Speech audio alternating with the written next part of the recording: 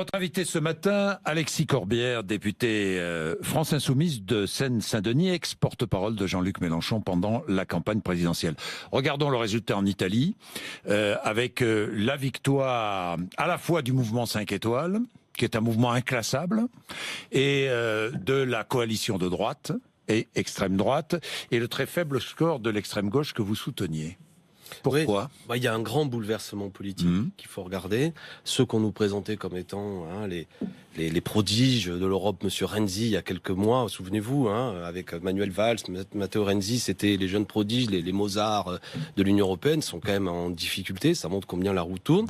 Et j'ai envie de dire que précisément, si vous voulez pas de Mélenchon en France, vous risquez d'avoir des situations à la mouvement 5 étoiles. Nous sommes, et je vais... Les Italiens n'en veulent pas, dans tous les cas, de l'extrême gauche, à 3,55. Parce qu'il faut faire un travail qui n'a pas été fait en Italie, que nous faisons en France. Nous sommes dans un moment de grand dégagisme au niveau européen. Si c'est pas un populisme humaniste comme nous, écologique, fraternel, qui prend le pas, vous aurez un populisme réactionnaire comme le mouvement 5 étoiles. C'est la raison pour laquelle je dis arrêtez de taper sur Jean-Luc. Non, mais moi je sais, c'est ce que je vous annonce.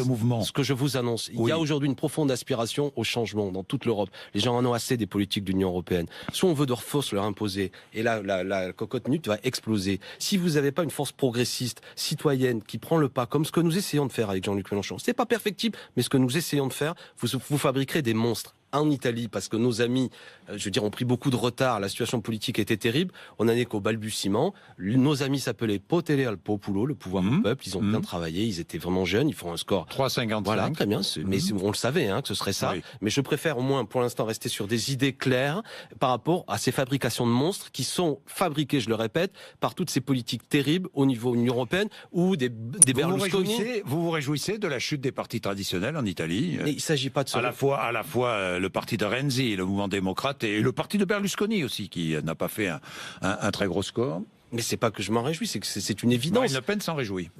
Mais ça veut se réjouir, c'est une situation de fait. L'élection présidentielle de 2017 en France est aussi là. Il y a des moments de grands bouleversements politiques. Soit on regarde ça avec des lunettes anciennes et on comprend pas ce qui se passe, soit on se dit, un peu comme dans la Bible, l'apocalypse, la fin d'un vieux monde, le début d'un nouveau. Et il faut comprendre que les vieilles forces politiques qui ont structuré le paysage n'existent plus. En France, par exemple, le PS, qui a structuré longtemps la chose, est en voie de quasi-disparition. D'autres forces aussi. La droite traditionnelle disparaît, elle se reforme sous la manière d'En Marche. Et nous sommes, la France Insoumise, aussi un des éléments... invoqué, la droite. Oui, mais elle est quand même sacrément en difficulté. Et même Laurent Wauquiez ne se reforme pas, si je puis dire, sur la même orientation que la situation présente. C'est passionnant pour ceux qui aiment la politique. Et puis surtout, il faut comprendre que le phénomène, je parle notamment de la France, c'est l'abstention de beaucoup de gens qui, moi, aiment la question centrale. Comment on parle à ces millions d'abstentionnistes et comment on n'est pas enfermé dans des petits schémas politiques. Alors Alexis Corbière, est-ce que vous êtes déçu par le résultat du premier tour de la législative de Guyane? Mais c'est un excellent score. En venant tout à l'heure vous rejoindre, j'éctais Laurent Neumann, journaliste que j'apprécie et j'aime bien m'engueuler avec lui, mais qui disait que c'était un mauvais score pour nous. Je tiens à rappeler que notre candidat fait 20%. Il avait fait 20% au mois de juin, cette fois-ci il fait 35%, il progresse de 15%. Sauf qu'il y a moins de votants. Non mais attendez, il progresse de 15%. Il fait même pas 12,5% des inscrits. Mais ça concerne tout le monde. Il progresse de 15%. Il fait des scores canons dans beaucoup de grands centres urbains. On pourrait discuter, ce serait un peu long, de quelle manière il y a une carte par ailleurs assez différente. Il est devancé par le candidat de la République très bien, en marche. Mais le candidat de la République en marche a eu le soutien de Monsieur Castaner, ministre, avec hélicoptère qui est venu, qui a mobilisé tous les maires, etc. Vous savez, David Riemann, que je souhaite voir élu à l'Assemblée nationale, est un syndicaliste qui était à la tête du mouvement de protestation, est un homme honnête, un homme de conviction, et je pense qu'il peut l'emporter au second tour. Je dis seulement, voilà, typiquement, on va en discuter parce que je vous ai entendu dire tout de même à ce micro, il y a 10 minutes, que notre candidat qui faisait 20% en juin, qui cette fois-ci fait 35%, a essuyé un très mauvais score, comme vient de le dire à ce micro Laurent Neumann, et quand même, d'une façon un petit peu étrange de présenter les choses. Sauf que, encore une fois, il y a eu moins de votants cette fois que la dernière fois. Oui, mais la faute donc à il faut qui, relativiser. Non, mais il faut relativiser les résultats. Toujours prendre en compte le nombre de votants, c'est important. Mais j'entends bien. Mais ceci dit, ça n'est pas pour nous. Ça montre que le paysage politique en France dans cette élection, c'est En Marche et nous. Et voilà, et nous progressons. Votre député Quatennens avait même annoncé qu'il était en tête, votre candidat. Adrien, je lui ai parlé au milieu de la nuit. Non mais Adrien, pardon l'expression, il s'est planté Adrien, de bonne foi, parce qu'il y a 14 communes, et jusqu'à 13 communes on était en tête, et la 14e a tout retourné. Vous connaissez des communes où d'un seul coup, 95% des gens votent pour la même personne. C'est ce qui s'est passé, c'est curieux. Oui, je sais. Pourquoi? Je sais. Allez-y, expliquez. Parce que Léon Bertrand, le maire de de cette commune où, oui, le maire de cette commune qui soutient votre candidat a été condamné 2 fois par la justice. Mais non, rien à Ancien voir. ministre. Non, ça C'est n'a pas rien à vrai voir avec ça. Ça n'a rien à C'est voir. aussi Bon, pour d'accord. d'autres raisons plus Bon, compliquées de décor. Bon. Non, non, mais franchement, Alors, attention. je vous en Faites prie. attention, Alexis Corbière. Très attention. Mais j'essaie toujours d'être prudent, Parce que surtout face à avec- vous. Oui, oui. Parce que vous êtes invité sur un média mainstream. Oui. Ici. Mhm. Alors faites très attention parce que je vais déformer vos propos. Allez-y, je vous en prie. Vous avez peur, non? Non, non, non, pas du Non, tout. je vous dis ça parce que Mais je veux dire, si je viens, vous savez quoi? si j'ai C'est que bien d'ordinaire, compris. vous ne Alors- déformez pas les propos. journaliste pourri jusqu'à la moelle. Ben, c'est ce que j'ai entendu. J'ai entendu ça. Des journalistes veulent Mhm. au service des théories complotistes. J'ai entendu tout ça dans la bouche de Jean-Luc Mélenchon et dans la bouche de plusieurs Vous responsables l'avez lu même. de votre parti. Je l'ai même lu. Mhm. Vous les répétez ces propos devant moi, franchement. Oui, il y en a. Oui, C'est une réalité. franchement. Il y a des journalistes Nous sommes nous sommes Pourquoi- complotistes. Non, mais attendez, nous attendez. sommes- non, mais attendez. Soit on est précis, Alexis soit on est Corbière. précis. Ben oui, soit on est oui, précis. allez-y. D'accord. Il y a effectivement ce type d'attitude est une réalité dans les médias. Pour quelle raison? On va remodeler le fil. Et je vous en prie, Jean-Jacques Bourdin, le style Bourdin, c'est quoi? C'est pas l'esprit corpo vis-à-vis des journalistes. D'accord? C'est pas votre marque de fabrique. Non. Donc on a le droit Non. de critiquer la presse. On a le droit d'être en colère. Bien sûr. On a le droit de considérer qu'il y a parfois, de la part de la presse, des comportements qui sont une telle distance d'un mépris des citoyens que ça, à juste raison, nous indigner. Pour défendre ce métier, pour défendre la liberté de la presse. Vous avez invité tout à l'heure, là aussi que je venais, le responsable Christophe de RSF, Deloire. qui s'est permis de mettre un signe égal entre des dictatures auxquelles la presse n'a pas d'expression, avec le combat que nous menons pour le droit au pluralisme. Attendez, on marche sur la tête. Non, il a pas J'affirme mis- à ce Il n'a micro. pas mis en place des. Vous il plaisantez avait- On peut relire un il a tweet, parlé je l'ai quoi relu. De la Il a dit qu'en Slovaquie, quelque sorte nous... il a parlé de la Hongrie, il a parlé. Il a parlé dit de Jean-Luc pays Mélenchon européens. rêve. Il a dit Jean-Luc Mélenchon souhaite un pays dans lequel il n'y aurait plus d'opposition. Qu'est-ce qui se passe Non, attendez, dans ces il a dit pays-là ça. Il a dit ça à ce micro. Qu'est-ce qui se passe dans ces pays-là Mais c'est scandaleux ce qui se passe. Les chefs de gouvernement Mais on critiquent est sans d'accord. cesse la presse, Mais la Pologne- menacent la mais la presse. Pologne Qu'est-ce est qui une se passe semi-dictature. Un journaliste est assassiné. Mais Bourdin- voilà le risque Mais on et est d'accord. l'irresponsabilité Attendez. que vous prenez. Non, non, ne montez pas le ton. On va se parler Non, clairement. La oui. Pologne est une semi-dictature qui ne pose pas de problème à ceux qui aujourd'hui construisent cette Union européenne libérale. Nous sommes en radical désaccord avec cet obscurantisme polonais. La seule chose dont je m'indigne, c'est qu'on vienne à ce micro expliquer que nous soutiendrions ça alors que c'est l'inverse. Je suis pour le pluralisme. On reprend la discussion. Qu'est-ce qui se passe, par exemple? Réforme de la SNCF. Monsieur Bourdin, vous avez l'oreille fine. Trouvez-vous pas normal que tout ce que je vais appeler l'éditocratie, on est soutien à la réforme de la SNCF et développe un discours comme quoi il y aurait un problème, il y aurait le statut des cheminots On qui va en serait parler favorable. de la Non mais réforme c'est de la ça dont on SNCF, parle. Au bout d'un moment, on ouais. se dit mais dans quel pays on vit? Ça me rappelle 2005. Tout le monde était pour le oui au traité constitutionnel. Quand t'étais pour le non, t'étais montré du doigt.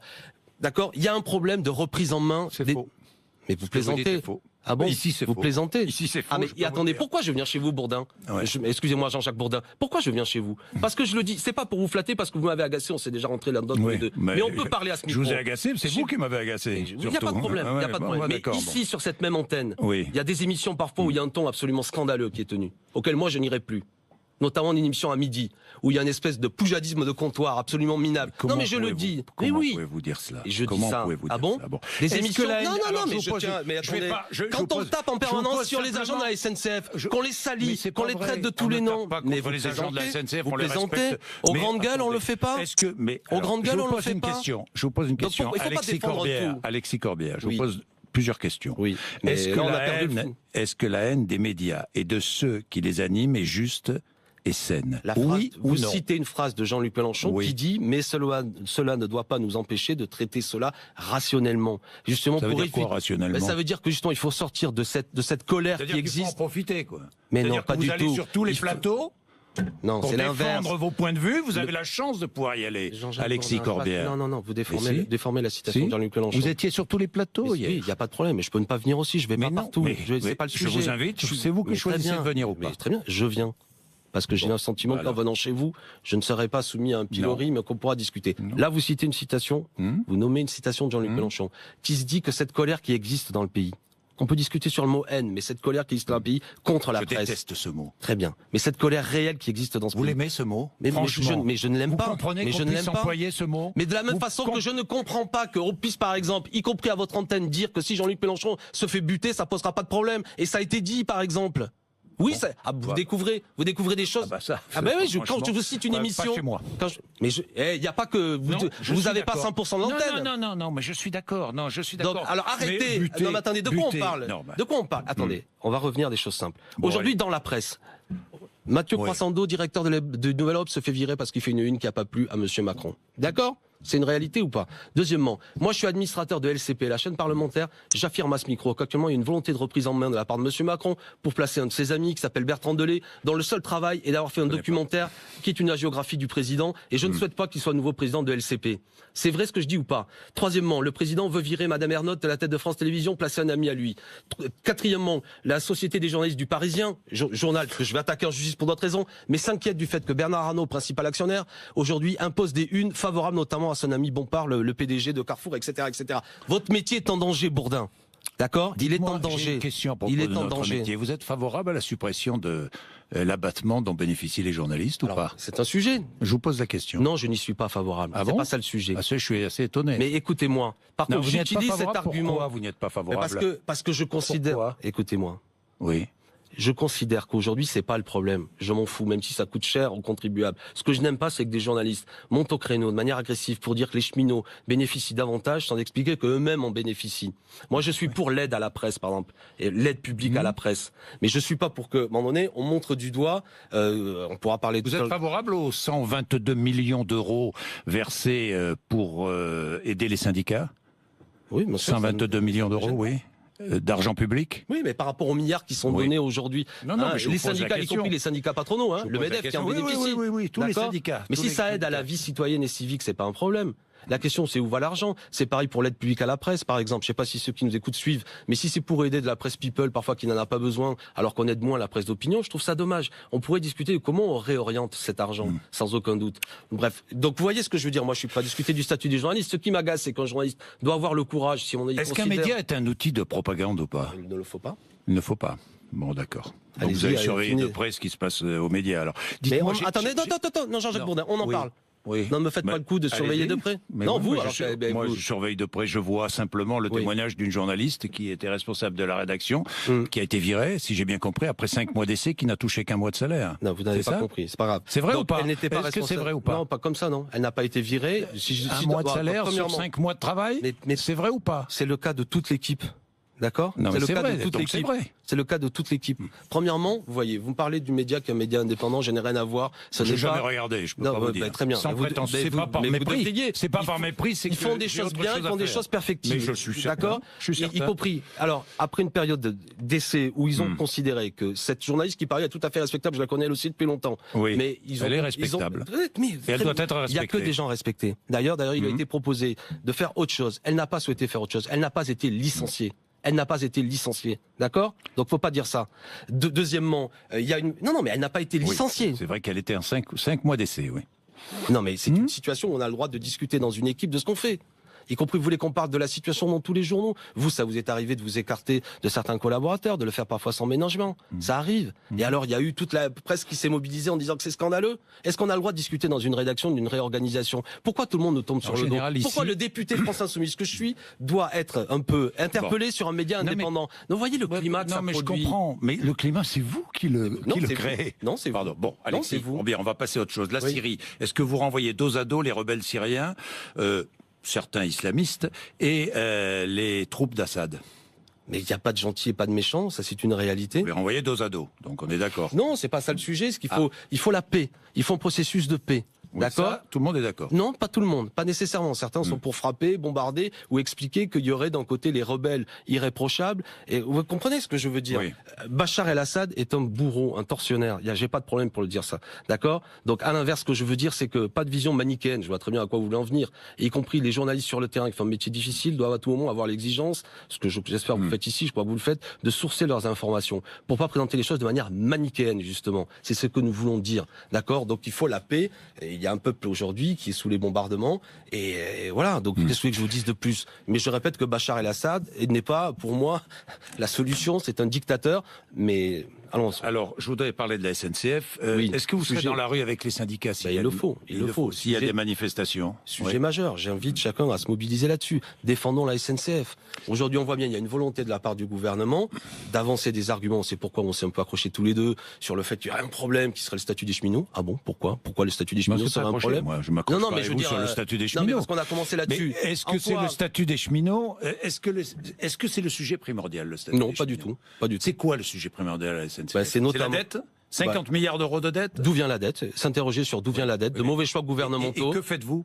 Que faites-vous contre la dette? Par exemple, quelle solution avez-vous? Je vais essayer d'en donner une. Allez-y. Quand, par exemple, M. Édouard Philippe, lors de la conférence de presse, dit que si on n'agit pas d'ici les 10 prochaines années, la dette va s'approfondir de 15 milliards d'euros, j'informe que, par exemple, les intérêts de la dette, c'est-à-dire que la part que nous reversons en plus à des banques privées qui ont fait le gouvernement, c'est 1,5 milliard d'euros chaque année. Donc, en fait, si nous reprenions la dette en dette publique et que nous arrêtions de rembourser des intérêts à des banques privées... Donc, l'État reprend les 50 milliards d'euros de dette. Mais par exemple, on pourrait... Hein, vous savez, ça va nous coûter 50 milliards d'euros. Non, mais ça nous coûte plus cher parce qu'on doit verser à des banques privées. Est-ce que vous trouvez normal que pour des choses d'intérêt général, le train c'est pas rien, c'est l'intérêt général, ça permet notamment au milieu rural de désenclaver des zones. On va pas chercher à faire du fric là-dessus, d'accord? Donc moi, parce que tout coûte cher, la police coûte cher, les enseignants coûtent cher. Vous comprenez ce que je veux dire? Ensuite, d'où vient cet approfondissement de la dette, notamment de choix de partenariats public-privé absurdes qui ont été faits, notamment avec des grands groupes comme Vinci, auxquels on avait donné la gestion des autoroutes et ils se goinfrent là-dessus au nom de promesses d'investissement sur des lignes ferrées, ce qu'ils n'ont pas fait dans certains endroits,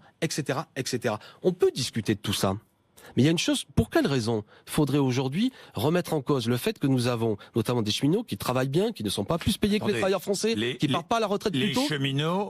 Les cheminots qui ont le statut aujourd'hui ne vont pas le perdre, que les choses soient claires. Mais c'est la preuve que ceux qui vont se mobiliser le font par noblesse et par goût du service public, pas pour se défendre eux-mêmes. Pas pour se défendre eux-mêmes, par justement défense d'un métier, parce qu'ils sont pas idiots les cheminots, ils connaissent leur cette réforme. Je crois qu'il ne la soutient pas. Je crois que le sondage qui a été fait par Odoxa, qui est une question orientée.